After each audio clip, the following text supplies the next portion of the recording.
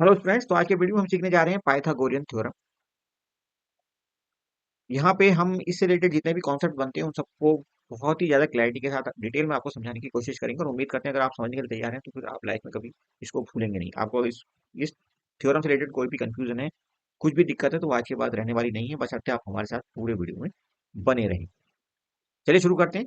सबसे पहले बात करते हैं पाइथागोरियस थ्योरम होती क्या है, पाइथागोरियन थ्योरम होती क्या है। उसके बाद बात करेंगे कहाँ कहाँ पे हम इसको यूज करते हैं, किस किस रूप में हमें ये राइट एंगल ट्राइंगल देखने को मिलते हैं जनरली। ओके। तो सबसे पहले हम थ्योरी की अगर बात करें तो ये होती है इन राइट एंगल ट्राइंगल। किसी भी राइट एंगल ट्राइंगल में जो सबसे बड़ी भुजा होती है, लार्जेस्ट साइड, उसका अगर हम स्क्वायर करते हैं तो वो स्क्वायर बराबर होता है बाकी दोनों साइड के स्क्वायर के एडिशन के। क्लियर। स्टेटमेंट फॉर्म में आप यहाँ पे देख सकते हो, ये लिखा हुआ है। और अगर आप इसको समझना चाहते हो प्रैक्टिकली तो आप ये देखो, यहाँ पे एक राइट एंगल ट्राइंगल बना हुआ है। ये राइट एंगल ट्राइंगल की अगर हम बात करें तो जनरली हम इसको ऐसे साइन लगा करके दिखा देते हैं। इस राइट एंगल ट्राइंगल में जो सबसे बड़ी साइड होती है वो ये होती है, इसको हम कहते हैं हाइपोटेनियस, या हिंदी में कहें तो कर्ण। क्लियर। कैसे पहचानेंगे, सबसे बड़ी भुजा होगी एक तो ये, और दूसरा ये राइट एंगल के जस्ट सामने जो 90 डिग्री एंगल बन रहा है, इसको आप 90 डिग्री ऐसे भी लिख सकते हो, नहीं लिखोगे तो सिर्फ इस साइन से भी आप पहचान सकते हो कि ये 90 डिग्री एंगल की बात हो रही है।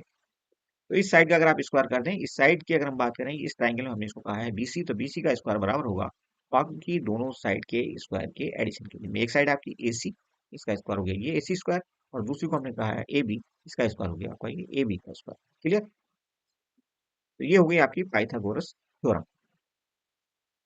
अगर हम इसके प्रैक्टिकल यूज की बात करें तो यहाँ पे हमने ये राइट एंगल ट्राइंगल ले लिया है, जिसका ये एंगल जो है आपको 90 डिग्री का दिख रहा है। ठीक है जी। 90 डिग्री का एंगल आपको ये दिख रहा है। जाहिर सी बात है, इसके सामने की जो साइड है वही लार्जेस्ट लार्जेस्ट साइड है, इसको हमने कहा था हाइपोटेन्यूस। ओके, या एच कहा था। हमने यहाँ पे इसको नाम दिया है, बीसी नाम दिया है। तो अगर हम बीसी का पता लगाना चाहते हैं कि वो कितनी होनी चाहिए, यहाँ तो हमने लिखा कि वो 5 होनी चाहिए। बट हम कैसे इसको प्रूव करेंगे ये 5 होगी। अगर बाकी दो साइड हमारे पास है तो हम इसको आसानी से पता कर सकते हैं कि ये कितनी होने वाली है। चलिए इसको वेरीफाई करते हैं कि ये क्या 5 है। तो यहाँ पे आप रखिए एसी की लंबाई जो भी है, इसको हम थोड़ी देर के लिए हटा देते हैं यहाँ से 5 को। उसके बाद समझने की कोशिश करते हैं। ओके। तो देखिए, एसी की वैल्यू हमें क्या दी हुई है, एसी की वैल्यू दी हुई है 4। 4 रखिए यहाँ पे और इसका करिए आप स्क्वायर। ओके। उसके बाद ए बी की वैल्यू हमें क्या दी हुई है 3। तो यहाँ पे आप रखेंगे 3 और इसका भी कर देंगे आप स्क्वायर। इज इक्वल टू हो जाता है बी सी का स्क्वायर। तो यहाँ पे देखिए 4 का अगर हम स्क्वायर करेंगे ये हो जाएगा 16। 3 का अगर स्क्वायर करेंगे ये हो जाएगा 9। और ये होने चाहिए बी सी के स्क्वायर के बराबर। ओके। तो यहाँ पे आप देखेंगे 16 प्लस 9 16 प्लस 9 हो जाएगा आपका 25। तो यहाँ पे हम लिखेंगे 25। Okay. Is equal to B C square. ये आप ऐसे कह सकते हैं, B C square is equal to 25। Correct. अगर हम यहाँ से बी सी निकालना चाहते हैं तो दोनों साइड में हमें रूट लेना पड़ेगा, स्क्वायर रूट निकालना पड़ेगा। तो इसका रूट क्या हो जाएगा, बीसी हो जाएगा। और यहाँ पे इसका रूट क्या हो जाएगा, इसका हो जाएगा 5। जो आपको पता ही होगा कि 25 का स्क्वायर रूट 5 होता है। क्लियर। तो ये हो गया आपका 5, और अभी हमने यहाँ पे लिखा देखा था 5। तो इसका मतलब बिल्कुल सही बात है कि ऐसा ही होता है। अच्छा, इन तीनों नंबर्स को हम क्या कहते हैं, इनको हम कहते हैं पाइथागोरियस ट्रिपलेट। पाइथागोरियन ट्रिपलेट 3, 4 और 5, ये तीन जो नंबर हैं। ऐसे बहुत सारे अन्य नंबर हो सकते हैं, और यहाँ पे हम इनका पता लगाने का आपको एक ट्रिक बता देते हैं। अगर हम किसी भी एक नंबर से इन तीनों नंबर्स को, इसको भी और इसको भी मल्टीप्लाई करते हैं या डिवाइड करते हैं, तो जो नए नंबर्स आएंगे वो भी आपके पाइथागोरियन ट्रिपलेट ही होंगे। समझ गए आप। हमने क्या कहा कि अगर हम तीनों नंबर को किसी एक नंबर से मल्टीप्लाई करते हैं, सपोज हम 2 से मल्टीप्लाई करते हैं अगर इन तीनों नंबर्स को, तो जो नए नंबर्स होंगे वो भी पाइथागोरियन ट्रिपलेट ही होंगे। जैसे यहाँ पे हमने अगर 3 को 2 से मल्टीप्लाई करके मिलेगा हमें 6, 4 को करेंगे तो 8, और 5 को करेंगे तो 10। तो ये जो तीनों नंबर हैं 6, 8 और 10, ये भी क्या होंगे, नए पाइथागोरियन ट्रिपलेट होंगे।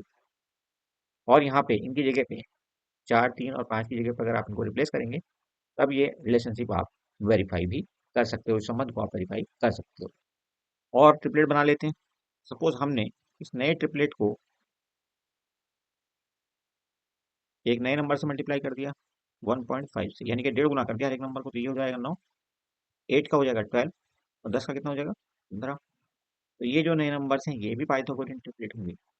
क्लियर। तो ऐसे करके आप बहुत सारे, कई तो इंटरेस्टिंग होते हैं बहुत ज्यादा। जैसे आप अगर 24 को ले लो, इसमें आप 7 को ले लो, इसके साथ, सॉरी एकदम से लिखो आप इसको, इसका स्क्वायर करोगे, आप इसका स्क्वायर करोगे तो आपको मिलेगा किसका स्क्वायर, इसका स्क्वायर, यानी कि आपके पास 24, इसके अलावा 7 और 25 भी, ये तीनों मिला करके क्या बनाएंगे, ट्रिपलेट, ऐसे समझ सकते हो आप। और बताते हैं कुछ इंटरेस्टिंग ट्रिपलेट्स आपको। एक ट्रिपलेट है देखिए आपका 14, 48 और 50। एक और ट्रिपलेट देखिए आप 12, 35 एंड 37।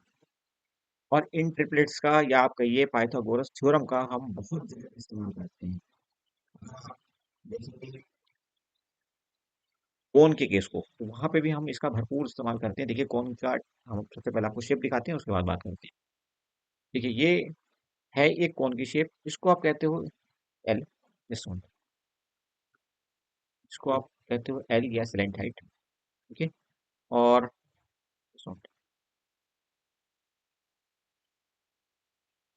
इसके अलावा आप देखेंगे इसको, जो ये ऊंचाई दी हुई ऑल्टीट्यूड, इसको आप कह सकते हो, इसको आप कहते हो एच या ऊंचाई।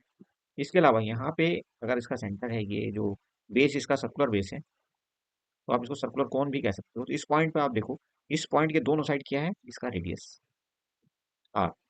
जनरली हम स्मॉल आर से डिनोट करते हैं, दिखाते हैं किससे, स्मॉल आर से दिखाते हैं। ठीक है जी।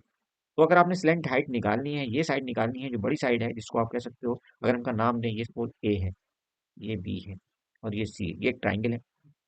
इसका ये जो एंगल बनेगा ये भी 90 डिग्री का होगा, इधर भी 90 डिग्री एंगल बनेगा। और अगर आपकी आपको हाइट दी है इसकी, रेडियस दिया है इसका, तो आप आसानी से एल का मान निकाल सकते हो। ये एल जो है, ये हमारा यहाँ पे क्या था, बीसी था, यानी कि लार्जेस्ट साइड है ये। क्लियर। आपको कोई भी दो साइड दी हो सकती है, तीसरी साइड आप आसानी से निकाल सकते हो। मे भी आपको एल दिया हो, आर दिया हो, एच निकलवाए आपसे, कुछ भी निकलवा सकता है तीनों में से दो, लेकिन दिए होंगे आपको, आप आसानी से पाइथागोरस थ्योरम की मदद से तीसरे की वैल्यू निकाल सकते हो। ये देखिए, ये है एक आपका सर्कल।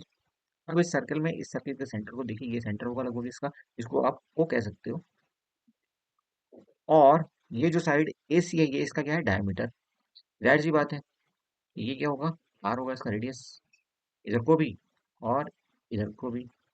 और चाहे तो आप यहाँ को भी ले सकते हैं, ये भी रेडियस होगा।